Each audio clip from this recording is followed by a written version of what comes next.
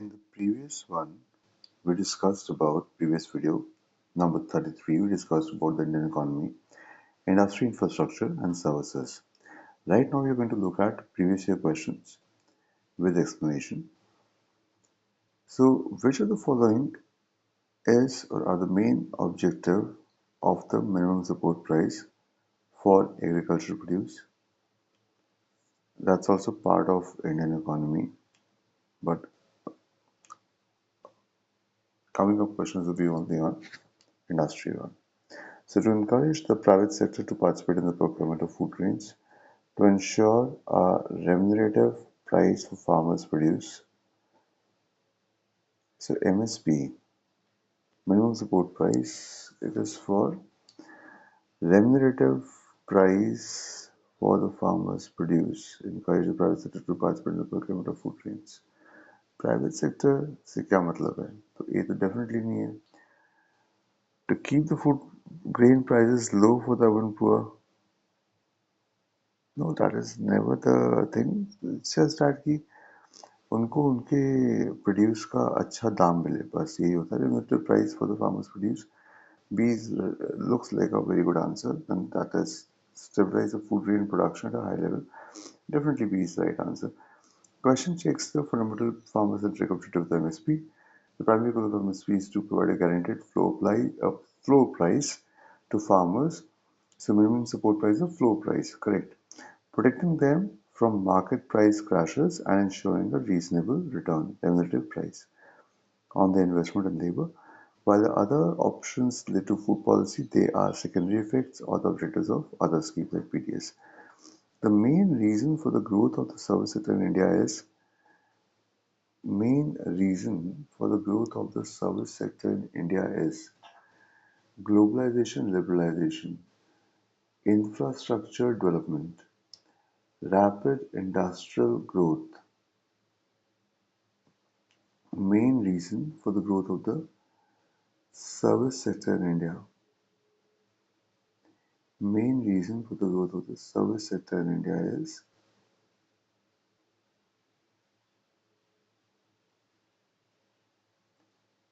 service sector of India is see globalization, liberalization will include infrastructure development, will include rapid industrial growth. So the answer should be globalization, liberalization, which was part of the post 1991 era. Pre 1991 era was a license Raj. Post 1991 era was economic reforms, liberalization, privatization, globalization. Open up the service sector, especially IT or ITAs, backing telecom, private and foreign investment, allowing to leverage India's skilled English-speaking workforce for global outsourcing. Next is, which of the following is not a component of the Make in India initiative? Skill development, not the component. Promoting foreign direct investment, promoting digital India, these all are. So reducing fiscal deficit, very simple. This is the cooperation pillars of the Make in India initiative versus general fiscal policy. Focuses on increasing manufacturing, which involves skill development, attracting FDI, and leveraging technology through digital India. And reducing fiscal deficit is a macroeconomic goal of the finance ministry, not a primary component of the industrial promotion scheme. Yes. Next comes, which of the following is the most likely measure the government of RBI takes to stop the slide of the Indian rupee? Curbing imports of non-essential goods and promoting exports. Facilitating Indian borrowers to issue rupee-denominated bonds, masala bonds. Easing conditions leading to the external commercial borrowing. Yes, all of them are the correct answers. Now, falling rupee means more capital is leaving than entering. Measures to increase the inflow of foreign currency or decrease the outflow are used. It's a fiscal or trade measure to reduce outflow. Then these are measures. So, facilitating Indian borrowers to issue rupee-denominated bonds so that Rupee is transacted more in the market, in the international market, easing conditions leading to the external commercial borrowing. Yes, so that more money comes into the flow in the country.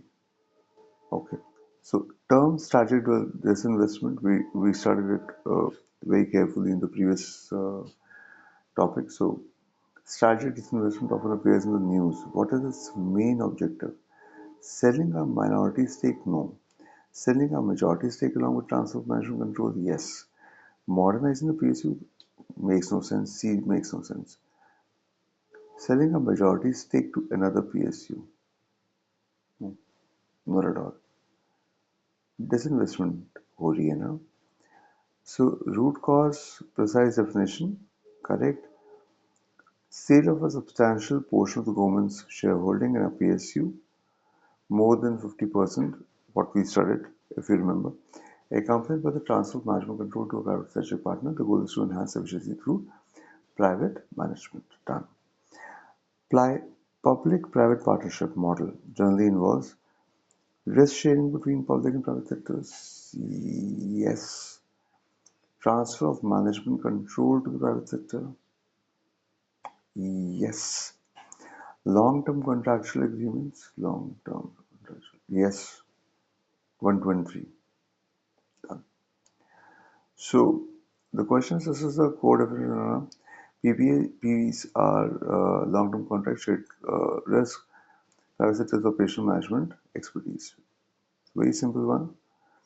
Most significant aspect of the National Infrastructure Pipeline, NIP.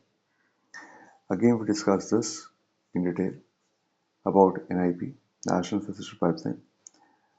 Centralized planning tool for all infrastructure projects across sectors.